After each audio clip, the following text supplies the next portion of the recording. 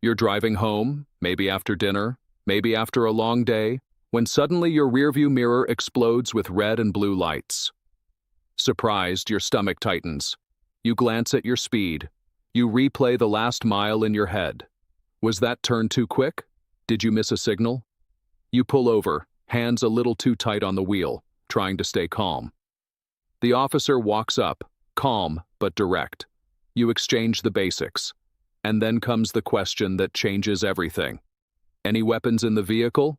It sounds simple, almost casual, but it's not small talk. Exhales sharply. It's a pivot point. Because if you answer the way most people do, open, honest, trying to be helpful, you may have just given the officer the legal and psychological leverage to turn a routine stop into something much bigger. The moment a firearm enters the conversation, the tone can shift. You might be asked to step out. You might be separated from your car. Your weapon might be secured. Suddenly, what felt like a minor traffic issue starts to feel like an investigation. What most people don't realize is this. The danger usually isn't in being a lawful gun owner. The danger is in saying the wrong thing, at the wrong time, in the wrong state, without understanding how that answer expands the officer's options. There is one calm, clear sentence that can protect your rights without making you look paranoid or hostile. But whether you say it, and when you say it, depends entirely on where you are and what your legal obligations actually are. By the end of this video, you'll know exactly how to handle that moment so you don't accidentally talk yourself into a search, a prolonged stop, or something worse. Hi, I'm Artur, and on Global Visa Guide, I break down real-world legal encounters so you know how to protect yourself calmly, confidently, and intelligently. This isn't about being anti-police, and it's not about being reckless with your rights. It's about understanding how roadside encounters really work, legally and psychologically, so you don't turn a temporary situation into a permanent problem. If you're a lawful gun owner, or even if you're not but want to understand your rights during a traffic stop, what we're about to cover can help you avoid unnecessary escalation. We're going to look at when you must disclose a firearm, when you don't, why that any weapons question matters so much, and the exact words that protect you without creating extra tension. Because the side of the road is not where you win arguments. It's where you avoid extra charges. And once you understand what sits behind that one question, you'll never hear it the same way again. Before we even talk about firearms, we need to clear up something that causes more trouble than almost anything else during a traffic stop: confusion about what you actually owe the officer. When you're lawfully pulled over, you are generally required to provide your driver's license, your vehicle registration, and proof of insurance if asked. That's not optional. That's not a debate. That's the baseline. This is where some people immediately sink their own situation by trying to argue roadside constitutional theory. You've probably heard lines like, "I'm not engaged in commerce," or "I'm traveling, not driving," or "I don't need a license, I have a right to travel." Let's clear that up. The constitutional right to travel is about your ability to move freely between states and be treated equally under the law. It is not a loophole that lets you drive a car without a license or registration. Trying to argue that on the shoulder of the highway doesn't make you look informed, it makes you look obstructive. That's how a simple speeding stop becomes refusal to identify, obstruction, or worse. The roadside is not a courtroom, it's not a debate stage. It's a controlled environment where the officer has legal authority over the stop. Your goal there is simple: comply physically, protect yourself verbally. That means you hand over the required documents. You keep your movements slow and clearly visible. If it's dark, you turn on your interior light. You keep your hands on the wheel. If your registration is in the glove box, you say, clearly, "My registration is in the glove box. How would you like me to proceed?" Then you move only after they respond. You narrate your movements, so nothing you do can honestly be described later as suspicious reaching. This keeps the encounter calm and prevents your behavior from being twisted into a justification for officer safety measures. Calm, visible, predictable. That's your baseline. Once those basics are handled, the stop either stays routine or starts shifting into something else. And that shift very often begins with one line. Any weapons in the vehicle? Here's what most people never think about. The legally safe answer to that question depends heavily on geography. In the United States, firearm disclosure laws generally fall into three broad categories. If you carry, you should know which category your state falls into long before you see flashing lights. First, duty to inform states. In these states, if you're carrying a firearm, especially under a permit, you are legally required to inform the officer during a lawful stop.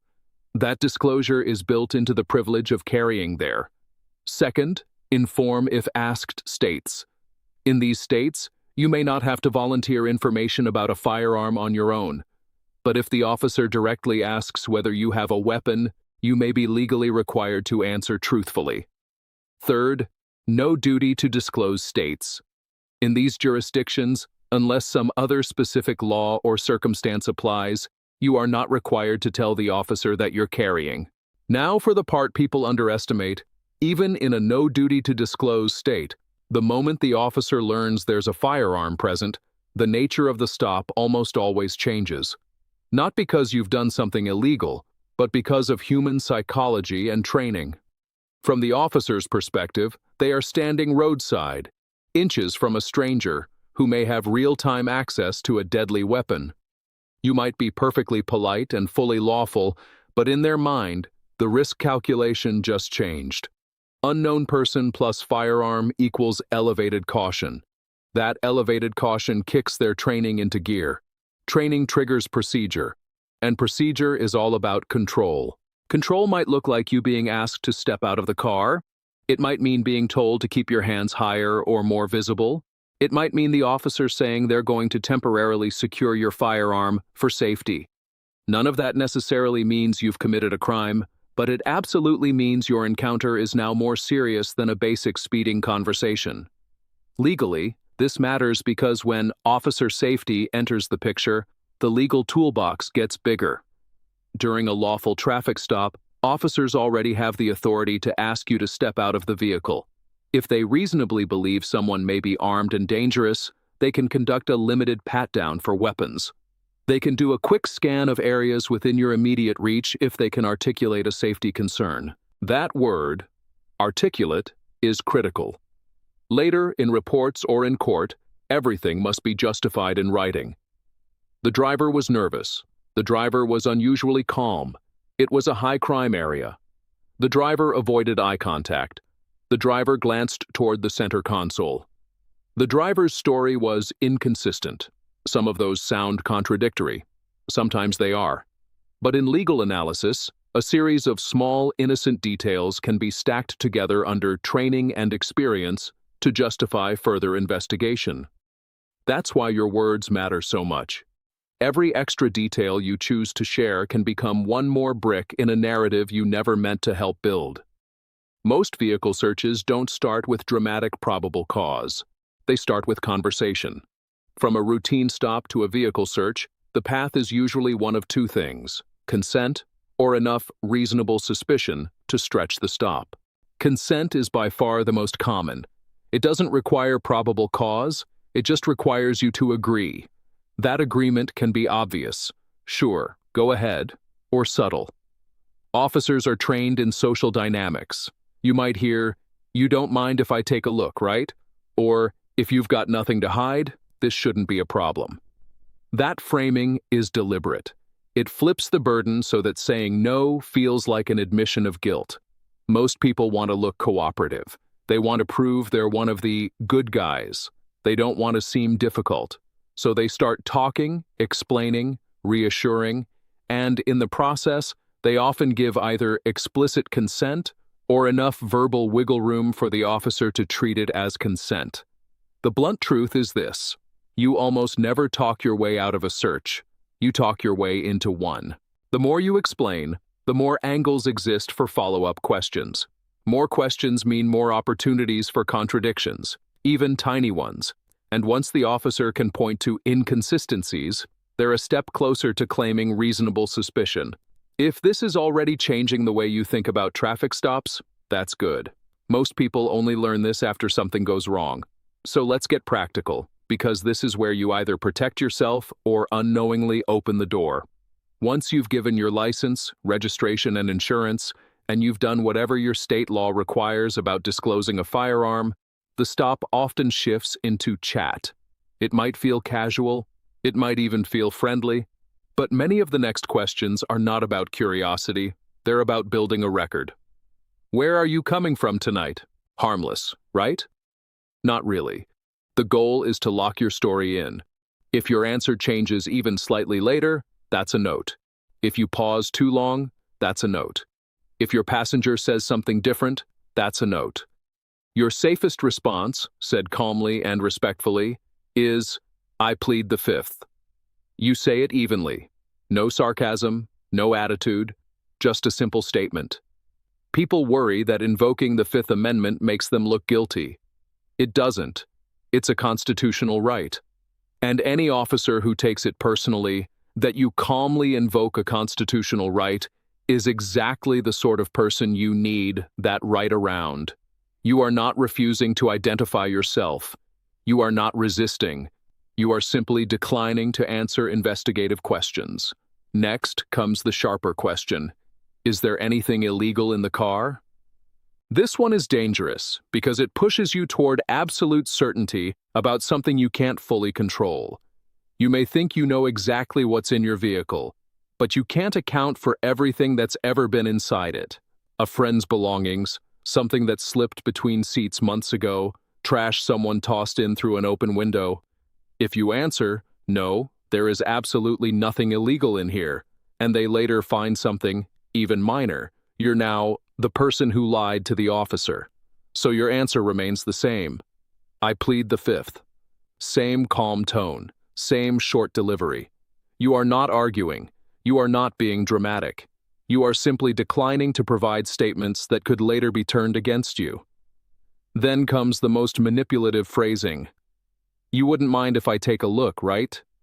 That question is designed so that either yes or no can be twisted. No, I don't mind can be heard as permission. Yes can be heard as agreement. You avoid that trap by refusing to answer it on those terms. Your response is, I do not consent to any searches. That sentence is clean. It's unambiguous.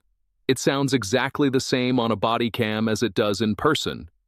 You're not insulting the officer. You're not accusing them of anything. You're just stating your boundary. If they press, why not? Or, if you've got nothing to hide, you don't get drawn into a debate. You repeat, I do not consent to any searches. Broken record. Calm voice. No extra words. Another pressure tool is the canine threat. I'll just call a dog. Here's what you need to know. Officers cannot legally extend a completed traffic stop just to wait for a canine unit unless they have additional reasonable suspicion. How do they often try to build that? Through your nervousness, your changing stories, your emotional reactions. The mention of a dog is often used as leverage. Many people get anxious and say, fine, just search it, thinking they're speeding things up. In reality, they're giving away a right for free. Your answer still doesn't change. I do not consent to any searches. You do not argue about canine law in the gravel on the side of the highway. You don't argue minutes and seconds. You preserve your position calmly and let any legal challenges happen later in the right place. You may also encounter what I call attitude bait, a raised voice, a sarcastic remark, a condescending tone. Sometimes it's intentional, sometimes it isn't. But the effect is often the same, pushing you toward anger. Emotional drivers talk more, move more, and say reckless things like, I don't care, do what you want. Those sentences look very bad in reports and on video. Your edge is composure, polite, calm, short, consistent. I plead the fifth. I do not consent to any searches. That's your verbal toolkit. So let's compress everything into a simple roadside handbook in your mind, whether you're carrying or not. First, know which legal category your state falls into. Duty to inform if asked, or no duty to disclose. That guides your first response to any weapons in the vehicle. Second, When the officer approaches, keep your hands visible, ideally on the wheel. At night, turn on your interior light. Third, narrate your movements before you reach anywhere. My registration is in the glove box. How would you like me to proceed? Fourth, if you are legally required to disclose a firearm, do it calmly and clearly, then stop. Don't start telling stories about your training, your permit history, or how responsible you are. Fifth, if the officer asks for consent to search, say, "I do not consent to any searches." Sixth, for investigative questions beyond the basic identification and reason for the stop, say, "I plead the fifth." Finally, if the stop seems to go on and on beyond the original purpose, you can ask two simple questions. Am I being detained? And am I free to go? If you're free to go, leave calmly. If you're being detained, remain calm, stop volunteering information, and keep asserting your rights verbally, not physically. If you know someone who carries, or someone who thinks that being polite is all they need to stay safe legally, share this with them. Most people only learn these distinctions after a mistake that could have been prevented. Now we need to talk about the most serious moment in any of this, when a firearm is physically involved. Because everything we've discussed so far protects your legal position. What we're about to cover protects your life. If you're carrying and the officer decides they want to secure the firearm for safety, your ego, your pride, and your political opinions have to step aside. This is about survival. Never handle a firearm in the presence of an officer during a stop. Ever. Not to help. Not because they say, "Just hand it to me." Not because you're sure you can do it safely. From their perspective, the moment you reach toward a weapon, the situation becomes a split-second judgment call. Adrenaline is up. Reaction times are tight. Misreads happen in fragments of a second. And when a gun is in motion, the legal standard almost always leans toward the officer under the umbrella of officer safety. If something goes wrong in that moment, you do not get the benefit of the doubt. So here's how you handle it correctly. If you are required to disclose and you've told the officer you're carrying, and they ask where the firearm is, you answer clearly and specifically without moving toward it. It's on my right hip. It's in the center console. It's in the glove compartment. Keep your hands visible the entire time. If they say, "Hand it to me," your answer is calm and steady. "Officer, I'm not comfortable touching the firearm in your presence. I'll keep my hands visible. You're welcome to secure it." That statement shows cooperation. It avoids sudden movement, and it transfers control of the weapon to the officer in a way that matches their safety training. Hands up or on the wheel, fingers spread if asked, no sudden gestures, let them retrieve it. Don't reach, don't fiddle with it, don't try to help. In this context, doing less is doing more. Understand this clearly. The side of the road is not where constitutional battles are won. It is where misunderstandings can become tragedies. If an officer mishandles your gun, unloads it roughly, scratches it, or offends your sense of gun safety, that's an issue for later, in court, through complaints, with a lawyer. It is not a reason to grab, argue, or physically intervene in that moment. The instant you start physically resisting how an officer is handling a weapon during a stop, you've turned a verbal disagreement into a physical confrontation. That shift is extremely dangerous. Zooming out, let's talk about what not to do overall. Don't try to be funny. Joking your way out of a ticket makes a good story and a bad strategy. Humor is unpredictable under stress. What you think is lighthearted can be taken as disrespect. Don't try to show off how much law you know. There is no reward for proving you've watched 100 legal videos. It usually just irritates the person who has discretion over whether your evening gets worse. Don't match their volume. If the officer's voice rises, lower yours. If they get faster, slow down. That contrast looks very different later if the stop is reviewed. Calm tends to look credible. Chaos tends to look suspicious. Don't overshare to be transparent. Transparency without a plan is just exposure. If your state does not require you to disclose a firearm, choosing not to talk about it is not lying. Lawful silence is not dishonesty. It is a right.